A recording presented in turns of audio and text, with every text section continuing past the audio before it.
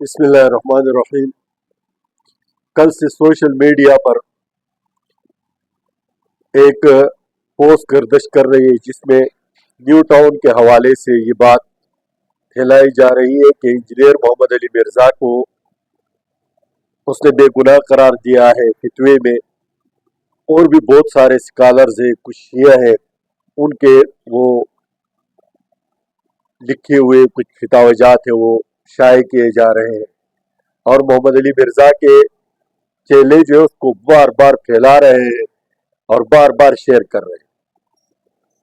تو ان کی خدمت میں یہ گزارش ہے کہ یہ تو بابے ہے، آپ انجینئر محمد علی مرزا کی بے گناہی صرف ایک صورت میں ثابت کر سکتے ہیں، اور وہ یہ کہ قرآن اور حدیث میں آیا ہو کہ انجینئر محمد علی مرزا نے جو عیسائیوں پر جھوٹ باندھ کر نبی کریم صلی اللہ علیہ وسلم کی طرف جس لفظ کی نسبت کی ہے، کیا یہ درست ہے؟ اگر قرآن میں حدیث میں کہیں آیا ہو کہ اگر اس طرح کا لفظ کہنے سے وہ آدمی بے گناہ ہو جاتا ہے تو چلو مان لیتے ہیں، کیونکہ یہ انجینئر محمد علی مرزا کا اپنا فلسفہ ہے کہ ہم باب شابو کو نہیں مانتے، ہم وہ بات مانیں گے جو قرآن اور حدیث میں آیا ہوا ہے۔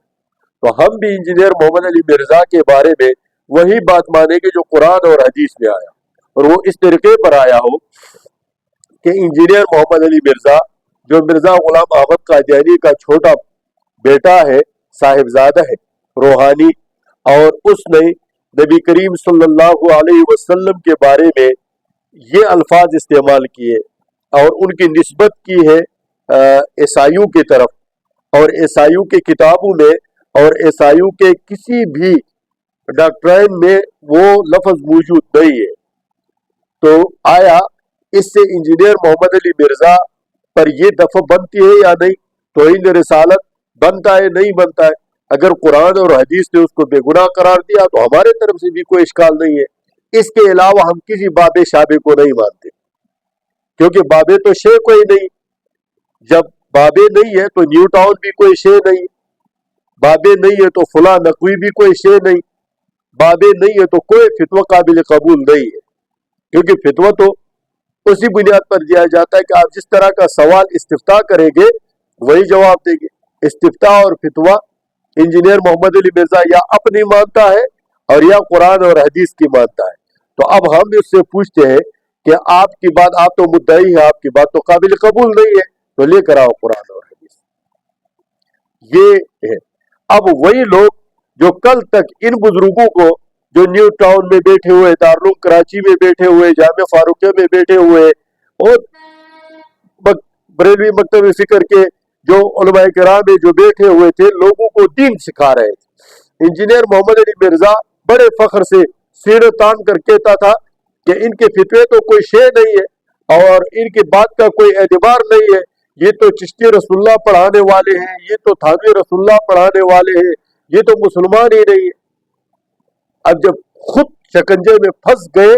تو اب کہتا ہے کہ فلاں نے فتویٰ دیا ہے کہ انجینئر محمد علی مرزا بے گناہ ہے، فلاں نے فتویٰ دیا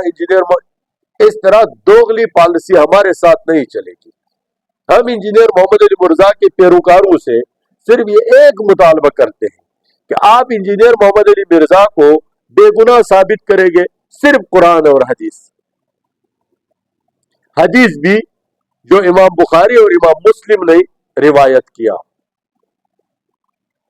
کیونکہ انجینئر محمد علی مرزا اس کے علاوہ تقریباً احادیث کے جو بابے ہیں ان کو بھی نہیں مانتا۔ یہ ہے انجینئر محمد علی مرزا کی اصل حقیقت، اور یہ آج کی نہیں ہے، یہ پہلے بھی جو اس کے جو برگزیدہ شخصیات گزرے ہیں، جیسا کہ غلام احمد قادیانی ہے، یا جو مرزا بشیر تھا، یا اب جو وہاں پر بیٹھا ہوا ہے مرزا مسرور، یہ سب اسی طرح کی باتیں کرتے ہیں کہ ہم نے مولویوں کے دکانیں بند کر دیے، ہم نے فتو کے دکانیں بند کر دیے، ہم نے باپو کو دفن کر دیا، ہم نے باپو کے عقیدت والوں کو دفن کر دیا، اور جب خود پھنس جاتے تو پھر ان کی یہ حالت ہوتی۔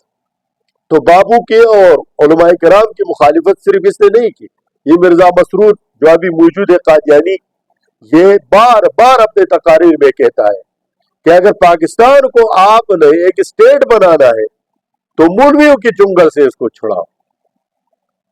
अगर पाकिस्तान को इस्लामी स्टेट बनाना है, उसके अल्फाज ये है, तो फिर आपको मौलवियों के चुंगल से निकालना हो। और मिर्जा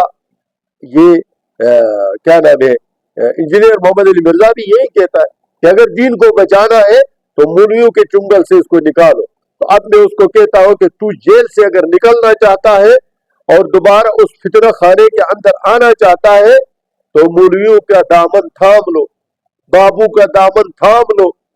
तब जाकर आप कई जेल से छूट जाएंगे, वरना आप उस